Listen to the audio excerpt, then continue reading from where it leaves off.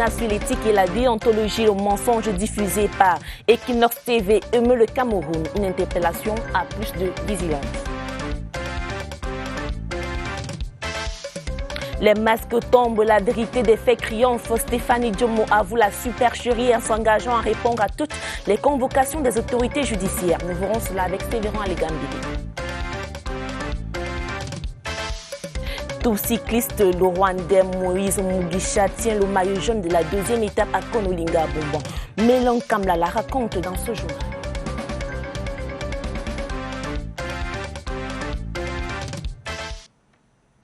Voilà pour les titres. Bonjour et merci de nous recevoir chez vous. L'ambassadeur de la Confédération helvétique en fin de mission au Cameroun, son Excellence Pietro Lazeri, était reçu hier jeudi en audience au Palais de l'Unité au nom du chef de l'État par le ministre d'État, secrétaire général de la présidence de la République Ferdinand Ngongo et le diplomate suisse se sont félicités du dynamisme de la coopération entre les deux pays. Yves Marc Mojo nous en dit plus. Le séjour de l'ambassadeur de Suisse au Cameroun s'achève. Désormais, c'est du côté du Brésil qu'il sera appelé à servir son pays. Seulement, avant de quitter définitivement le Cameroun, ce pays qui lui a offert l'hospitalité 3 années durant, son Excellence Pietro Lazeri accepte volontiers d'égrener quelques souvenirs personnels. 2 choses. La première, c'est le sourire des élèves des différents projets d'éducation soutenus pour la Suisse. L'éducation doit être respectée et ces enfants ont le droit d'aller à l'école. Et l'autre, extraordinaire, j'ai encore dans mes yeux l'image du personnel de santé à Mada, à l'extrême nord du Cameroun, qui, en dépit des difficultés, est là, résiste et travaille pour son prochain. Mais à côté des souvenirs intimes, il y a dans une perspective plus large le vaste chantier de la coopération entre le Cameroun et la Confédération helvétique qu'il s'est employé à revitaliser. Nous avons des relations intenses, riches dans plusieurs domaines. La coopération économique, l'aide humanitaire, la migration, la recherche de la paix, la formation professionnelle.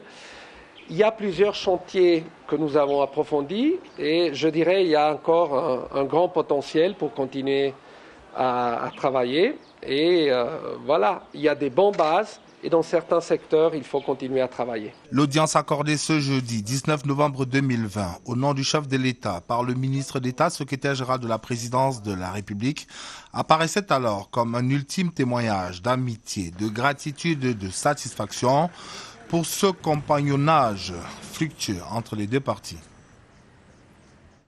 Nous le disons en titre, l'affaire Stéphanie Djomo, l'affaire du vrai faux témoignage reçu par la chaîne Equinox TV 8 jours après le massacre de Kumba. Elle a partagé sa douleur, celle d'avoir perdu ses jumelles alors qu'elle fuyait les exactions de Kumba. Retour sur cette fiction avec Lucrèce Mebinga.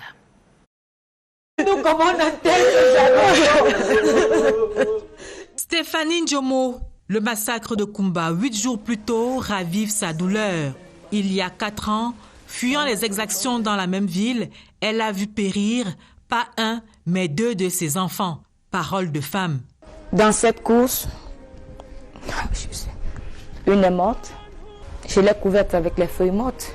3 jours après, la deuxième a suivi. La douleur étrangle le plateau.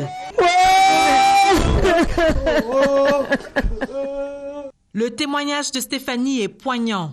La présentatrice puise au fond d'elle-même pour poursuivre l'échange. Et le jour, on se couche, on se couche à même le sol, dans la forêt.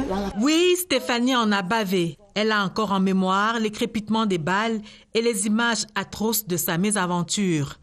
On traversait sur le corps des hommes en tenue. Des balles partout, des coups de machette, il y avait tout. J'avais franchement les genoux pourris, puisqu'il fallait ramper dans la forêt.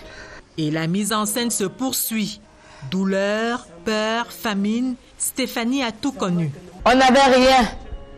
Il y avait les kumbabrettes. On se défendait avec. Les eaux que nous buvions, on ne savait pas de quelle eau il s'agit. Compassion émue du plateau. Les femmes pleurent sur les enfants tués dans le nord-ouest et le sud-ouest et sur cette sale guerre qui ne finit pas. Nous sommes fatigués. Nous sommes fatigués.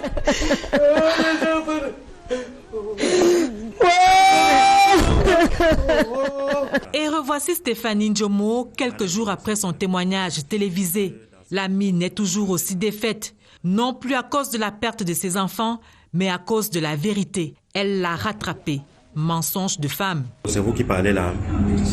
Et oui, le récit de Stéphanie Ndjomo sur le plateau de Equinox Télévision n'était que pure fiction. A donc rattrapé la fiction et le témoignage de Stéphanie Ndjomo est un cas de flagrant de propagation de fausses nouvelles. Interpellée, Dame Ndjomo a finalement été libérée sous caution en s'engageant à répondre à toutes les convocations des autorités judiciaires. Suivront Ali Gambeli pour les détails. Des larmes d'émotion, des gouttes qui coulent le long des joues en signe d'affliction, de chagrin. Des larmes pas artificielles cette fois, au lendemain d'une affaire qui choque la décence. Je voulais apporter, je ne sais pas comment dire ça, ma contribution à demander la paix. J'ai rejoint un groupe qui pleure les enfants du Nouzo. Et déjà, je n'étais pas préparée à aller sur une chaîne de télé ou une chaîne de radio. Je savais que c'était juste pour pleurer comme tout le monde pleure. Mais nous avons fait des sorties où on a pleuré dans plusieurs carrefours jusqu'au jour où on nous annonce toujours dans le groupe qu'on devait se retrouver à Equinox. Donc c'est comme ça que je me retrouve à Equinox, sur le plateau d'Equinox, et je partage cette histoire qui n'est pas vraie. L'auteur du fait, qualifié de fausse nouvelle, regrette la faute commise. Ça ne m'avait jamais traversé l'esprit. Je me suis retrouvée là. Oui, je regrette. Sincèrement, je regrette. J'ai même très mal. Les institutions, autorités publiques contre lesquelles des accusations graves ont été portées, ont droit, en pleine égalité, à une excuse valable. Croyant bien faire, j'ai plutôt blessé. C'était pas dans mes intentions. Je demande pardon à tout le peuple camerounais. J'ai fait mal, j'ai blessé, je le sais. Mais je demande qu'ils trouvent une place dans le cœur pour me pardonner. Parce que de moi-même, je ne parviens pas à me pardonner. Mais je crois bien que leur pardon pourra m'affecter. Inculpée de ce fait délictueux, Victoire Stéphanie Ndjomo Yebmo a bénéficié d'une mise en liberté sous caution. Au tribunal, elle a présenté des garants fiables pour son éventuelle représentation en justice. En sport, nous vous le disons en titre, le top départ de la 3e étape du Tour cycliste international Chantal Biya a été donné ce matin sur le tronçon Yaoundé et Bolo-Vancolandom dans la région du Sud. Le Grand Prix cycliste revient au Burkinabé Paul Dunon qui l'a décroché hier au cours de la 2e étape. Et le maillot jaune reste sur les épaules du Rwandais Moïse Mugisha. Melem Kamla, reportage. Pour la 2e fois, l'hymne du Rwanda retentit à la 20e édition du Grand Prix Chantal Biya. À l'arrivée à la place des fêtes d'Abomban, le Burkinabé Paul Dunon est en tête. C'était vraiment compliqué. Une journée très chaude, vraiment beaucoup d'attaques. C'était très difficile. J'ai joué au jeu de l'attente, j'ai attendu le bon moment avant de lancer.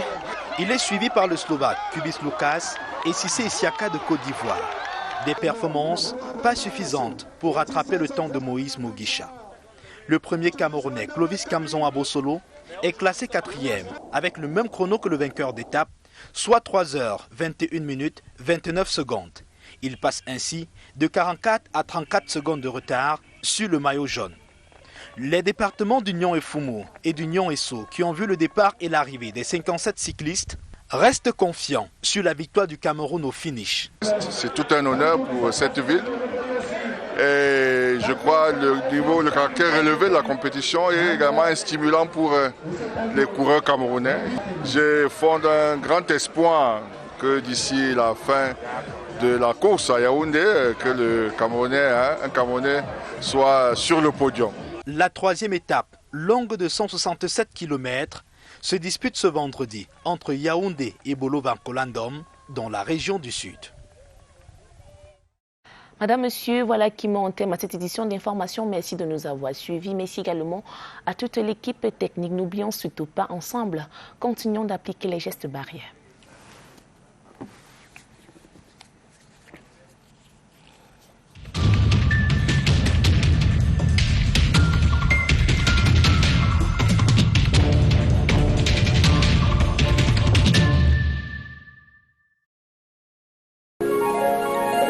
CRTV News, ici, toute l'info.